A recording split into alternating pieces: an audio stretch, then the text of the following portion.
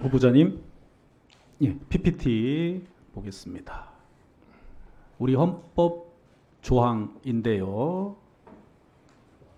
국회의원은 혹시 누군가가 임명장 줘야 된다고 혹시 알고 계십니까? 임명장, 국회의원. 저 그런 것은 못 보고 실제 또 그냥 임명 선서 하시는 걸로 국회 개원식 할 때 임명장을 누구가 준다, 이건 못 들으셨죠? 예, 못 들었고 못 본 것 같습니다. 대통령은 혹시 누군가가 임명장 준다고 알고 계십니까?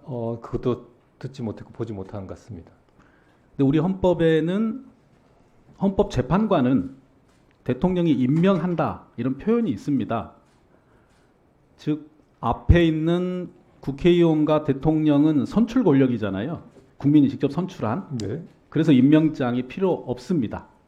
근데 헌법재판관, 대법관은 선출 권력이 아니죠. 네, 그렇습니다.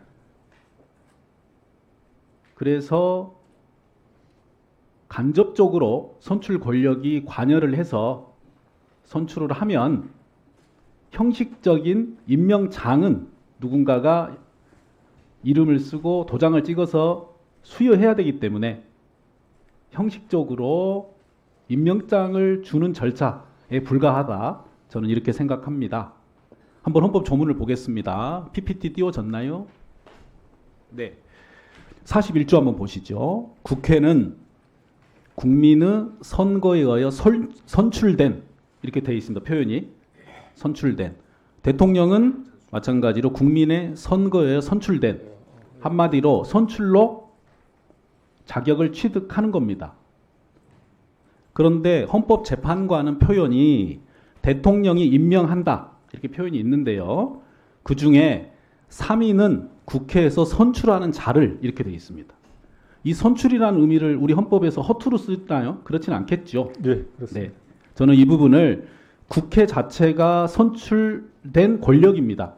그래서 이 선출된 권력이 국회에서 본회의에서 의결을 통해서 후보자를 선출하면 사실상 이미 자격을 취득하였는데 형식적으로 임명장은 누군가 수여해야 되니까 근데 그거를 대통령이 수여해라 이렇게 표현했다고 생각합니다.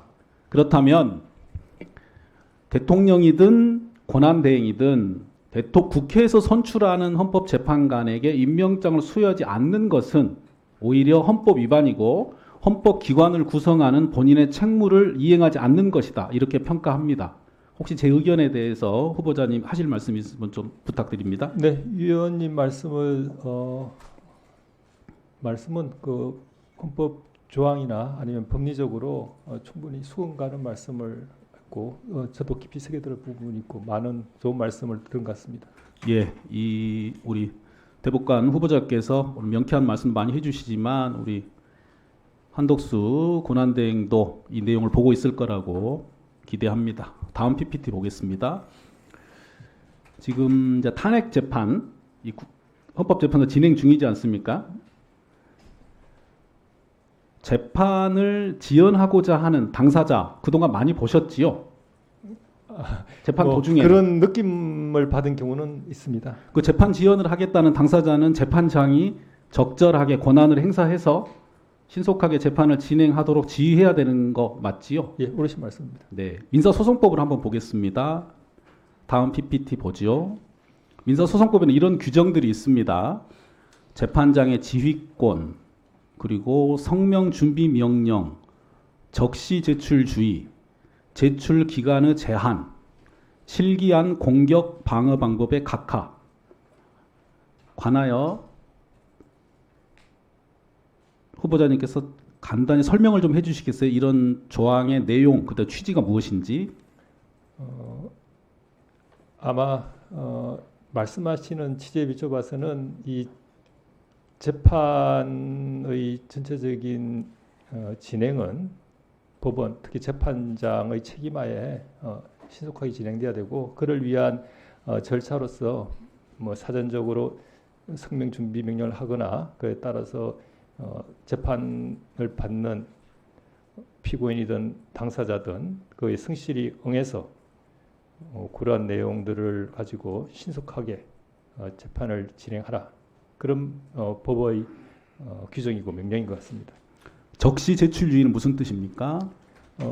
이 증거라든지 주장을 필요한 제때 내지 않고 다른 뜻으로 뭐 시기를 놓치거나 아니면 해태한다면 뒤늦게 제출해서 그 부분에 대한 주장을 하거나 증거 조사를 원할 때 신속한 재판 원칙상 그리고 집중적으로 재판이 진행돼야 하는 원칙상 받아들일 수 없다.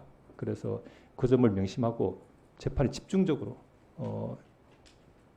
성실하게 임해서 재판에 응해야 된다. 그런 뜻으로 알고 있습니다. 실기한 공격 방어 방법의 각하. 이건 조금 표현이 어려운 것 같습니다만 어떻게 설명하실 수 있을까요?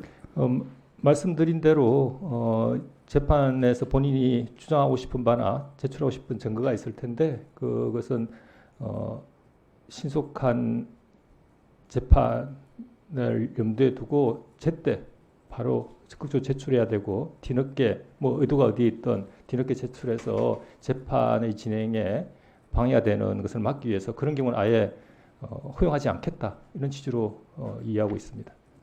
탄핵 심판도 재판의 일종이기 때문에 뭐 민사 소송이든 형사 소송이든 행정 소송이든 관련 소송 절차에 규정을 참조하고 또 따라서 진행하는 건 맞겠지요. 네, 뭐 탄핵 재판은 형사소송 절차에 따른다고 되어 있지만 형사소송도 그 실제 진실 발견이 민사보다는 더 우선이기 때문에 위원님 말씀하신 저러한 아예 봉쇄되지는 않겠지만 신속하게 진행하기 위한 재판장의 권한과 의무가 있고 당사자는 신속한 재판에 응하면서 최선을 다해서 집중해서 재판에 임해야 될 의무가 있다고 생각합니다. 네, 2분만 더 쓰겠습니다. 미리 말씀드립니다. 우리 청구 원인이라는 게 있지 않습니까? 네. 그리고 증명하고요. 네. 이번에 계엄 선포 관련해서 탄핵 심판의 청구 원인 간단히 뭐라고 알고 계십니까? 비상계엄 요건이나 절차 등이 규정되어 있는데 그 요건도 갖추지 못하고 절차도 갖추지 못한 상태에서 위헌적이고 위협적인 비상계엄을 발동했고 그다음 나아가서 그러한 것은 국군문란 목적의 내란에 해당된다. 제가 그냥 언론 통해서 들은 내용이고 직접 원문을 확인하지 못했습니다. 예, 청구 원인을 증명할 증거가 충분하다면 네. 사실상 상대방의 항변이나 증거를 보지 않고도 일단은 재판에 판단을 할 수 있는 것이 원칙 중에 하나죠. 어떻습니까? 일반적으로 그렇습니다. 그러니까 다만 이제 형사 절차에서는 말씀드린 실체 진실 발견 그다음에 피고인의 인권 권리 보장 등을 위해서 법원이 더더욱 직권적으로 조사하거나 살펴봐야 될 부분은 민사보다는 더 넓은 것으로 말씀드릴 수 있겠습니다. 그러니까 피고인에 대한 혐의가 뚜렷하고 그다음에 혐의를 증명할 증거가 명백하다면 피고인에게 당연히 방어의 기회를 부여하겠습니다만 피고인이 방어의 기회를 해태하거나 일부러 재판 지역을 목적으로 사용하지 않는다고 했을 때는 증명된 단계에서 바로 종결이 가능하지요. 원칙적으로 어떻습니까? 네, 조금 더 조심스럽게 직권을 더 살펴봐야 되겠지만 그 기본적인 방향은 위원님 말씀에 공감합니다. 네, 국회에서 의결하는 탄핵 소추안이나 국회에서 제출하는 증거 서류들이 뚜렷하고 명백하다는 말씀을 드리고요. 나중에 기회가 되시면 탄핵 소추안도 한번 읽어보시길 원합니다. 국회 홈페이지에 공개되어 있습니다. 그렇게 하겠습니다. 감사합니다.